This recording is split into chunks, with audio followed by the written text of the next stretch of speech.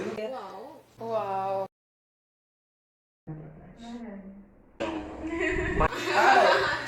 Quero alguém. Ele também que deixar ele fazer. Ela tava tipo, precisava se perdoar, assim, porque ele já tinha perdoado. Olá, pessoas, tudo bem com vocês? Tô aqui com Keila pra gente continuar a nossa série de entrevistas do projeto. E primeiro eu tenho que falar isso. Mãe, uma vez foi no encontro com Deus, ela foi ministrar. Aí ela chegou desse encontro, ela, Kawane, eu vi duas meninas. Meu Deus, elas pregavam. E não sei o que, não sei o que lá. E não sei o que, não sei o que lá. O nome dela é Keila. Kawane tem que ver, Kawane. Ela é desse tamanho, ela disse que ela elogia.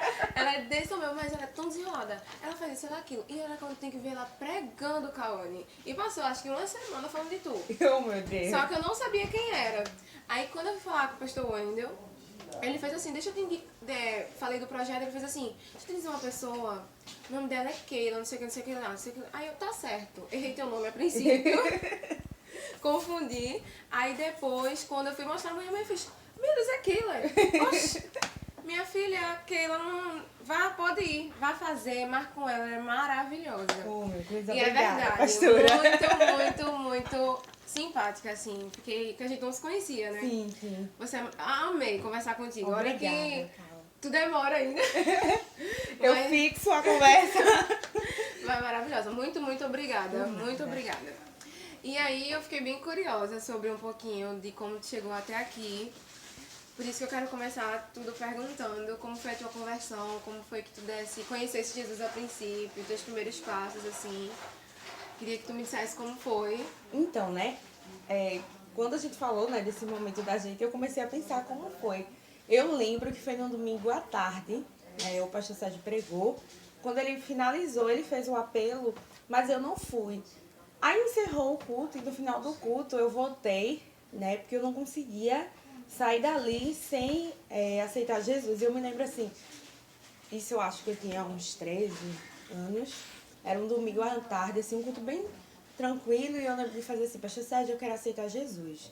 E eu lembro, assim, da oração daquele dia, assim, porque eu não conseguia sair dali sem aceitar Jesus, né? Eu acho que foi um momento de saborear o quanto a igreja de Cristo ela é irresistível. Acho de não tinha outra forma, sabe? Não tinha. Quando eu cheguei lá, eu não conseguia, mesmo após o apelo, eu não conseguia sair de lá. E eu me lembro que eu disse assim, mãe, eu vou ali falar com o pastor Sérgio. Nem ela sabia, eu voltei e fiz, pastor Sérgio, eu quero aceitar Jesus. E embora eu estivesse na igreja há muito tempo, né? Minha avó, que trouxe a gente pra cá, faz 44 anos, que é dessa igreja. E eu nasci aqui, né? Então, desde que eu me entendo por gente, eu tenho a Quadrangular como o meu lar, né? Mas assim, aquele dia foi o marco que eu publicamente confessei o Senhor como meu Salvador. E foi a partir daí que veio tudo. Ah, então, foi muito.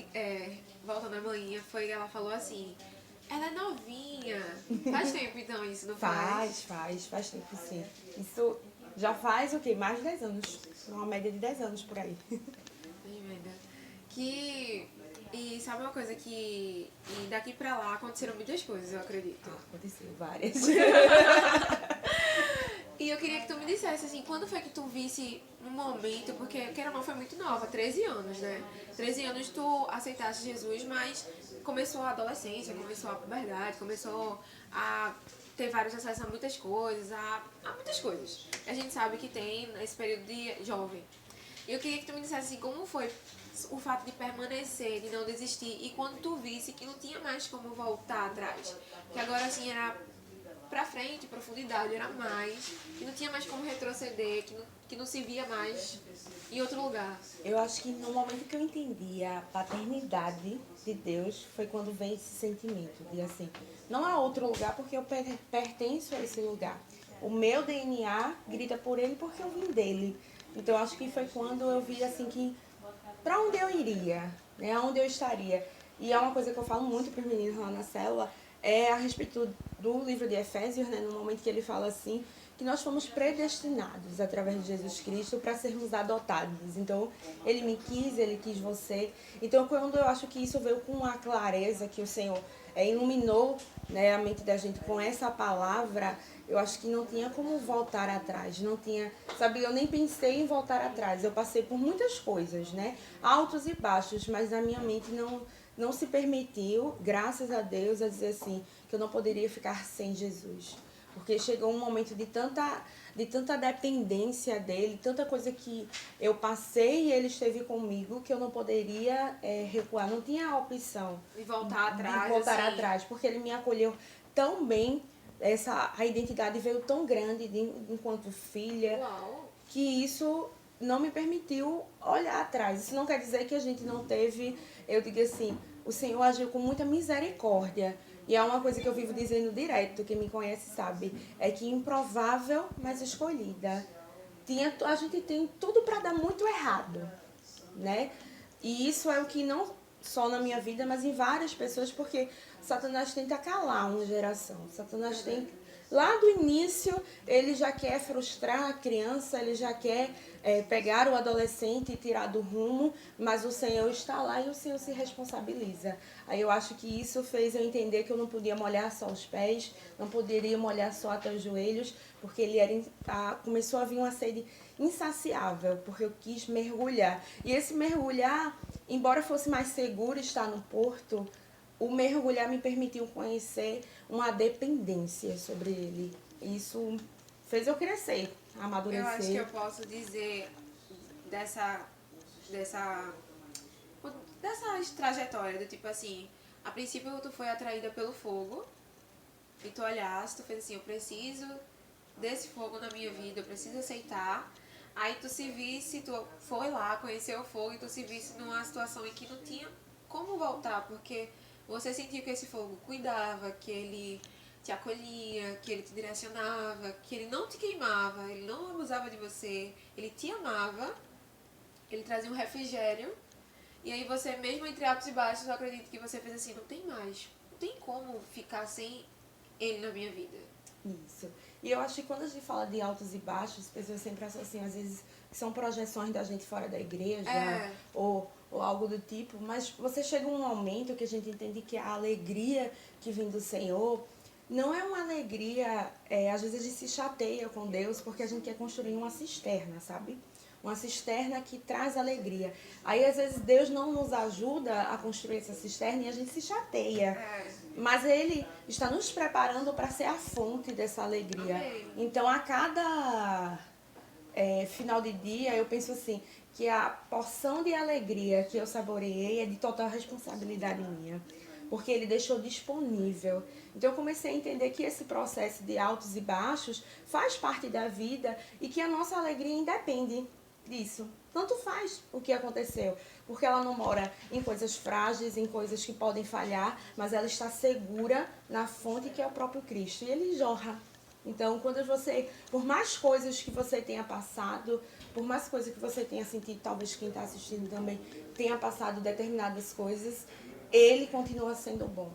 E eu acho que essa ideia, o caráter, quando você estabelece quem é Deus, qual é o caráter de Deus, quando você esclarece isso, teve um momento que tudo que eu lia na Bíblia era para estabelecer qual era o caráter de Deus, qual é a característica de Deus que está se falando aqui. Então, isso fez eu entender muito quem é o meu pai. Né? Um pai de relacionamento, um pai que tem tanta coisa para lhe ensinar, mas que eu preciso estar muito perto para viver. Né? Então, acho que isso mudou muita coisa. Tu se colocasse num nível de dependência, assim, do tipo, eu preciso aprender mais, eu preciso conversar, eu preciso buscar, porque eu quero ter um relacionamento com ele.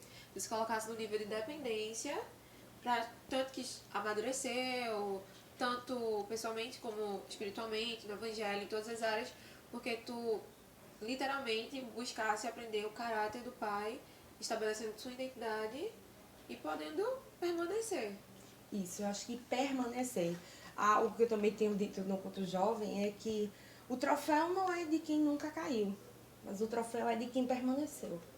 Então, se você permanece, se você está aqui, se você continua aqui, então ainda há chance para você, há chance de mudança, há chance de ser tratado. Se você se coloca disponível ao Senhor, Senhor, olha, ainda tem essa lacuna aqui. Aqui eu ainda preciso mais do Senhor. E você entende isso, sabe? Quando você se confessa a esse ponto. Porque Deus, Ele ama a cabana. embora a gente às vezes crie uma fachada, mas ele ama aquilo que está lá por trás, que talvez o outro não está enxergando, mas ele ama. Isso não quer dizer que ele não vai reformar e não vai mexer, mas ele ama do jeito que você está. Eu escutei um pastor dizendo uma vez que ele disse assim, enquanto houver respiração, ainda há uma segunda chance. Sim. Então é basicamente assim, não desista, porque enquanto você respirar, há uma chance de se arrepender, há uma chance de transformar, há uma chance de mudança, há uma chance de romper no sobrenatural, há uma chance de viver aquilo que você acha que não consegue, mas que Deus ele tá dizendo assim, você consegue. Cara, eu tô muito feliz. Eu queria poder passar Obrigada. muito tempo aqui conversando, mas infelizmente tem que acabar. Muito obrigada. Amei conversar contigo. Muito. A gente precisa conversar mais. Amei. Então, pessoas, um beijo. Tchau, tchau. Continuem acompanhando. Espero que vocês. Eu espero não, tenho certeza que vocês foram muito edificados com essa mensagem, com essa entrevista. Beijos. Tchau, tchau, gente.